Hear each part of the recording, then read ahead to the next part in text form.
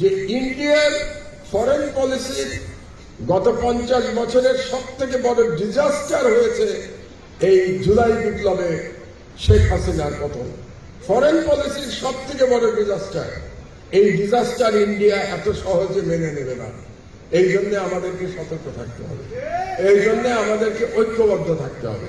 এবং তারা যে মেনে নেবে না তার আমরা কাজকর্ম বাংলাদেশে প্রতিদিন দেখতে পাচ্ছি, একদিন না প্রতিদিন দেখতে পাচ্ছি। সেই জন্য আপনারা বাংলাদেশের স্বাধীনতা রক্ষার্থে ঐক্যবদ্ধ থাকবেন এবং আপনারা মনে রাখবেন ফ্যাসিবাদের পতন হয়েছে, কিন্তু ইন্ডিয়ান হেজেমনির যে দালালরা বাংলাদেশে আছে তাদেরকে আমরা এখনো পুরোপুরি উৎখাত করতে পারি নাই। সেই লড়াই এখনো অব্যাহত আছে এবং সেই লড়াই হয়তো আমাদের আরো বেশ কিছু সময় চালিয়ে যেতে হবে এবং তার জন্য আমাদের সবাইকে প্রস্তুত হতে হবে।